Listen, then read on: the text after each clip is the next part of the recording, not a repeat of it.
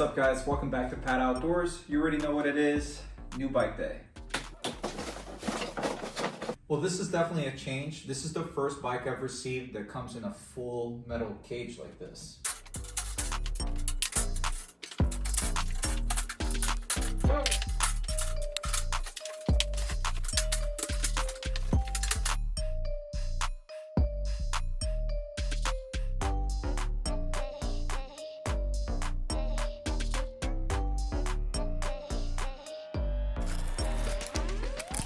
The bike came pre-assembled for the most part. We just have to mount the handlebar, reposition the tail lamp bracket, and install the front wheel.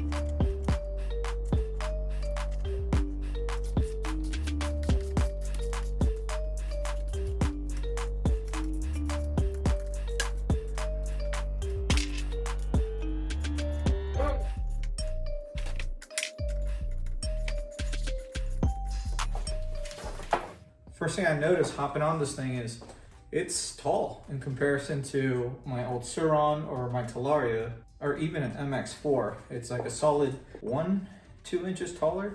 Not quite a full-size dirt bike. Seat height's probably about the same as my TTR 230.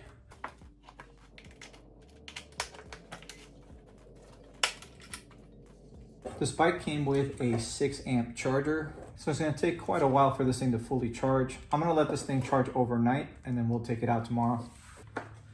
What's pretty interesting is I don't see any external charge port.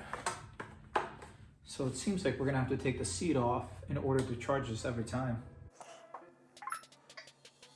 So this is NIU's new street legal lightweight electric dirt bike, the XQi3. Before we go over all of the detailed specs and features, let's go take it out on the road and see how it rides. There are several ways to turn this bike on. As you saw, we can just turn it on and off with the NIU app. This bike also comes with 2 keys, 2 NFC tokens, and an NFC card that you can keep in your wallet. For convenience sake, I think I'm just gonna keep one of these NFC tokens and throw it on my keys. To get this bike going, you just hold down the brake and press the start button down here, and it is ready to go. We're gonna take it out in Eco first, see how it rides, and then we'll move on to sport mode. You know what? Even in Eco, it actually seems like it has a decent amount of torque down low. And you already know, I already connected to the bike with the app and turned on the wild mode just to make sure that we have the power fully unlocked in sport mode and in ultra boost mode. So this bike is supposed to put out a little over 8 kilowatts in sport and 10.8 kilowatts on ultra boost mode. So let's see where it tops out at in Eco.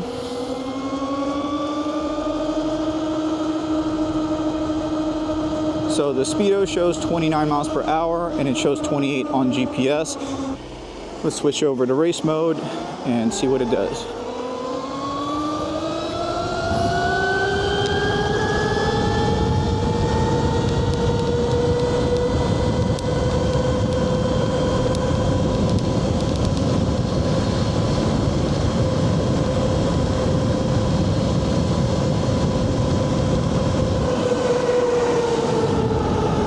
So as you saw, the display showed 48 miles per hour, but the GPS shows 46 miles per hour. Let's see if there's any difference in speed on Ultra Boost mode. So all you have to do is click this button up here. It says Ultra Boost is ready. Holy crap, that's a lot of torque down low.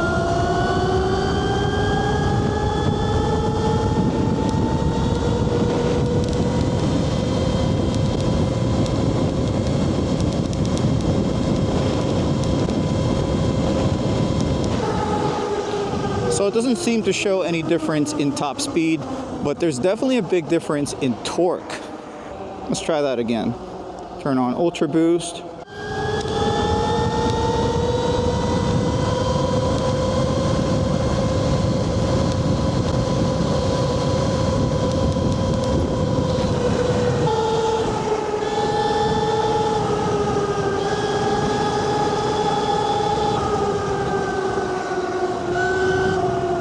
So yeah, no difference in top speed between Ultra Boost and Sport mode.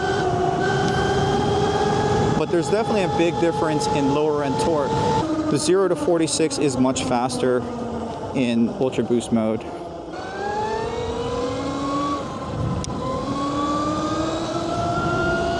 It's pretty funny. This is my first electric bike that has built-in turn signals from the factory.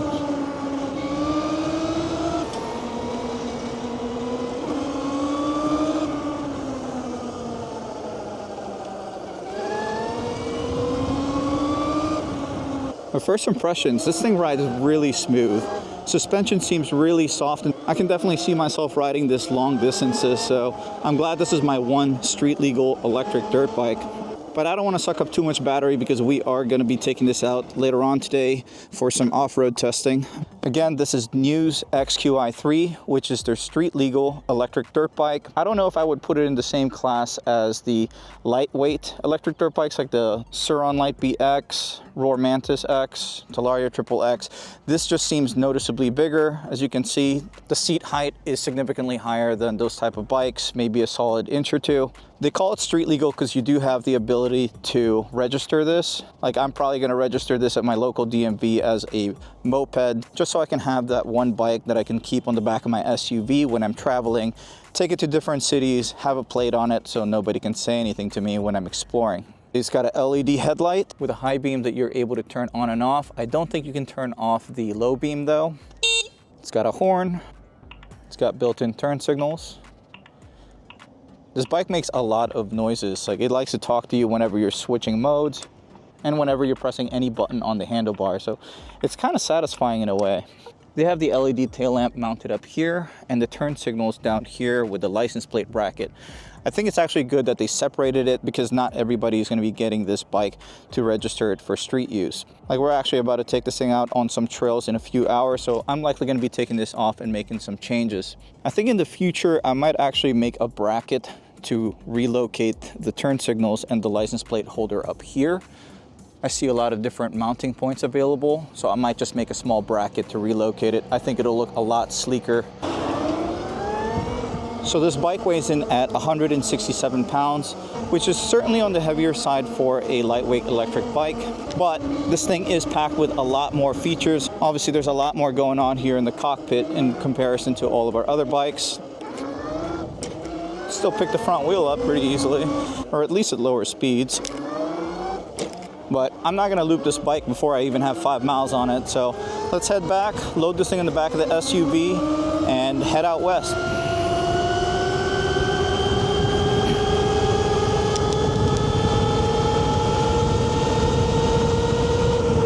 But so far though, it rides really smooth for regular street use. Though the top speed is a little bit lacking for regular road use, especially in my area where the speed limits range from 45 to 55 miles an hour. Like this road that we're just hopping on has a speed limit of 45 miles an hour, so I'll essentially be maxing out this bike already. But if you happen to live in a major city like Washington, D.C. or New York, where the street speeds are like 25, 35 miles per hour, this would be a perfect daily commuter. Since we're going to be using this on trails in just a few hours, let's go take these mirrors off, throw some handguards on, and get rid of that whole light assembly back there. I just think it's going to be a good idea to take this whole assembly off if you're going to take this bike off-road, just so there's less chances of these getting caught on some branches. So I just noticed something kind of funny when I was playing music on my phone. It's coming out of the bike. This thing has speakers. So we did about 5 miles on this charge so far. Let's see how much battery we got left. I don't know if you can see it on the iPhone camera, but it's 83% down here. But before we start working on the bike, I'm gonna hook up the charger just to make sure we have as much battery as possible before we head out to the woods today. So there are a few different ways you can remove the seat so you can access the battery. But first you have to unlock the latch on the front of the seat. over here, but that doesn't fully release the seat. There's actually a latch on the bottom side that has to release, which you can unlock with either the key that you can put in the ignition on the right side of the frame,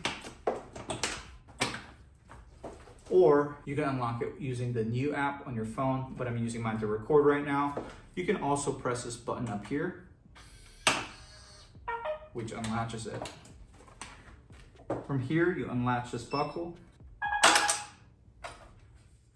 Gives you access to the connector. So this bike came with a 72 volt, 32 amp hour lithium battery with a max continuous output of 85 amps. So the bike's battery's capability is pretty much maxed out, perfectly mated to the stock controller. So I don't really see a point of upgrading the controller unless you're also going to be upgrading the battery as well. Considering it sucked up 17% of battery life in 5 miles of riding, that tells me that the realistic range in sport mode, if you're cruising around 45 for a majority of it, is likely going to be between 25 and 30 miles per charge. Again, range is always going to be dependent on your riding conditions and your environment. If you're cruising in eco mode going 25 everywhere, you can probably squeeze 50 miles out of this thing. 6mm Allen.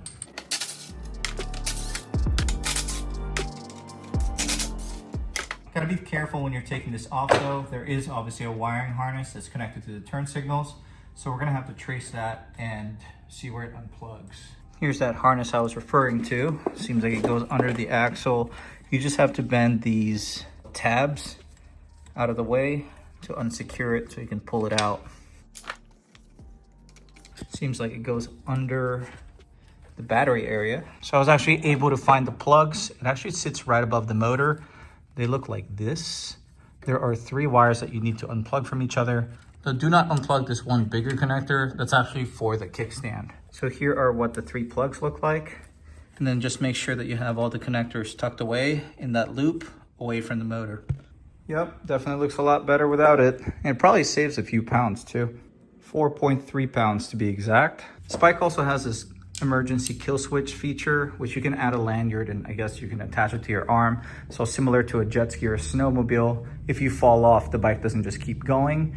It completely disables the throttle. But I can see myself potentially losing that in severely rough conditions off-road. So I'm probably gonna throw a zip tie on here just to fully secure it in place for the meantime, but I'm thinking long-term, I might end up removing this altogether just because I don't see a good use case scenario in my case. But in case you do lose it, there is a spare one under the seat.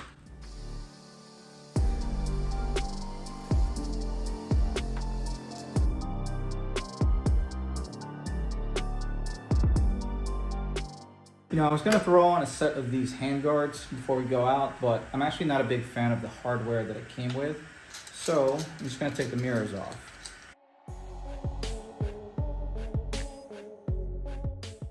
Just to give you guys an idea of the size difference between the XQi3 and the Sur-Ron Lite DX. They actually happen to be similar height to each other, though we are in a slight slope.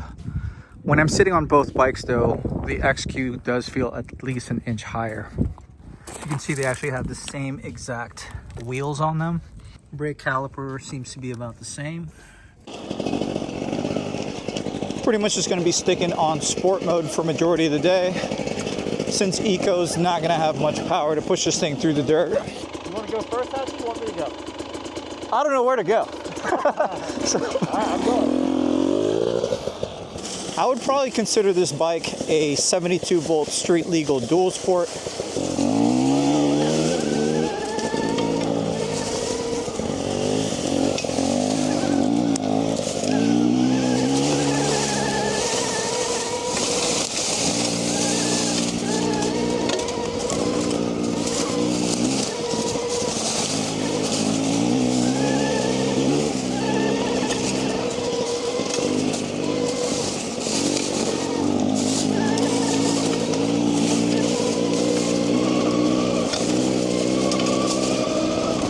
So far though, the suspension is like super plush on this thing. KKE suspension, rides very soft, and this bike also has that additional linkage on the swing arm, so it's closer to a traditional dirt bike.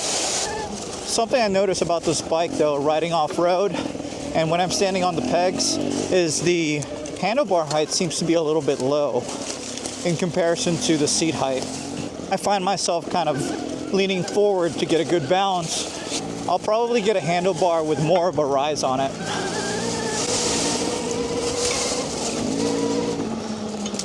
But other than that, I mean, it seems to be handling pretty great.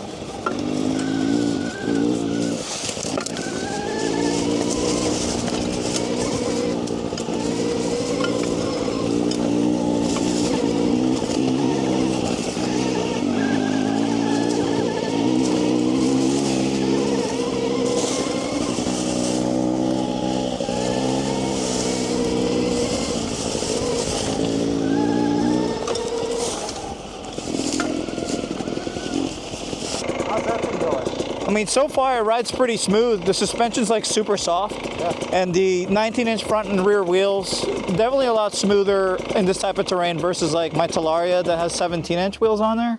Dude, this thing kind of soaks it all up. It rides super smooth, and then unlike my other bike, this has that additional linkage on the rear swing arm, so it's kind of like a traditional dirt bike. Brakes feel pretty good. Tires have decent traction, surprisingly. The only thing that seems kind of awkward is the handlebar height, like comparison to the seat height. Like it feels a little bit low, like I'm tucked forward. So you'll notice the base of your seat to where your throttle is. You see how it's like a foot gap on yours? This is like a 5-inch gap. So if I get like a riser bar to just raise it like about an inch or so, I think I'll be a lot more comfortable with it. Yeah, so I'm just gonna swap out the bar to one that just goes up a little bit more.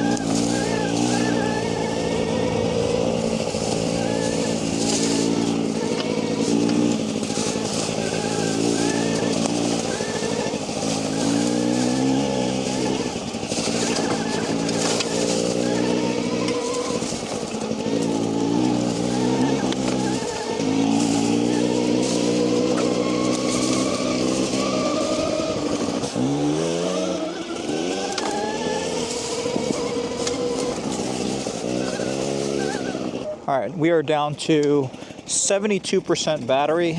So I did about a little over 6 miles of off-road riding so far.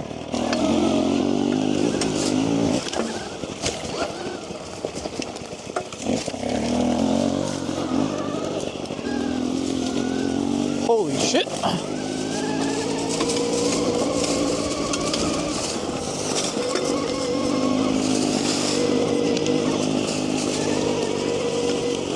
But so far, I actually don't feel the weight too much riding off-road. It almost seems like it helps out. Like the bike feels very planted and stable in comparison to my lighter bikes. Okay, my hands are starting to freeze. I think I'm gonna cut today's ride a little shorter. I think we're falling below 40 degrees now. And these Fox gloves just don't do the job. I wish I had my Alpine gloves. Whew.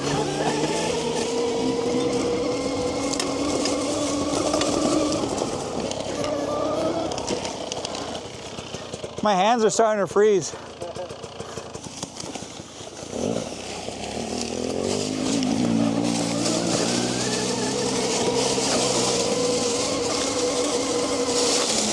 No problem with the hill climbs.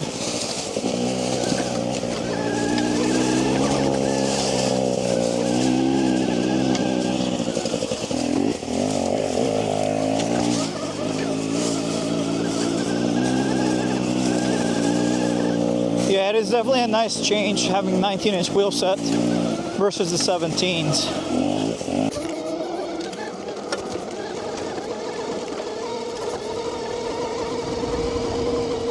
So what do I think about NIU's XQi3? I think it would be a great option if you just want to have one bike to ride around city streets and go on occasional off-road trails. And it can definitely take a beating similar to a Sur-Ron. The KKE suspension rides very smooth on rough terrain with the 19-inch wheels. The stock tires have decent traction, at least the front one. So there are a couple changes that I want to make to my bike. I'm definitely going to throw on a different handlebar with a taller rise on there. I think it'll be a lot more comfortable riding off-road with a more upright stance. I also want to swap out the rear tire for something a little bit meatier, potentially like a 90/90. I still have to measure the clearance between the chain and the tire. I think I can only fit one finger there, so we can't really go too much wider, especially since the stock wheels aren't very wide either. The power is plenty for off-road use, though the top speed is a little bit lacking for my area for regular street use. I don't know if I just have like a slightly outdated software installed. I've seen some people claim that they go over 50 miles per hour, but from my test, I was only able to cruise around at 46 miles per hour, even in Ultra Boost mode. Ultra Boost mode is so much fun though. Accelerating from a stop to 46 is very aggressive on Ultra Boost. I wish it was like that all the time. I'm a little bit intimidated to mess with the electronics and swap the controller out because I don't want to lose all the features. This thing's got a built-in alarm. I think it's super cool that I can listen to music through the Bluetooth. It's very secure. It's even got a stem lock, so I don't have to worry about leaving my bike on the back of the SUV if I'm traveling. The range is okay. Obviously I haven't ridden it too much, but I kind of have an idea of what the range realistically would be. I think the motor is pretty much tapped out at this point, considering that is a 3,000 watt motor that's been cranked up to put out this much power. So long term, I don't really see the point of upgrading the controller if the motor is pretty much maxed out and the battery output is also maxed out. You would have to upgrade all three of them together if you want big power in the future, which who knows, I might explore that option too. At least in my area, a street legal bike like this should go at least 55-60 miles per hour. But overall, I think it is a great off-road bike. You don't really feel the weight too much. I was a little skeptical at first with the bike being 167 pounds, but it actually feels very planted and stable. Ooh, there is one thing that I'm not 100% happy with. The top of the seat is very flat and wide, so it gets a little bit uncomfortable in off-road riding if you're sitting down a lot. But I usually stand on my pegs when I'm doing that type of terrain, so it doesn't really bother me too much. Please comment below if you have any questions about the XQi3 and I'll do my best to answer them. Let me know if you have any recommendations for modifications. If you want to get more information on this new bike, I'll have a link to NIU's website in the description below. If you found today's video helpful in any way, do me a favor and hit that like button. If you like this kind of content, want to keep up with some of my projects, some of my ride reviews, make sure you subscribe to this channel and turn your bell notification on. But this is going to be it for today. Thank you for watching.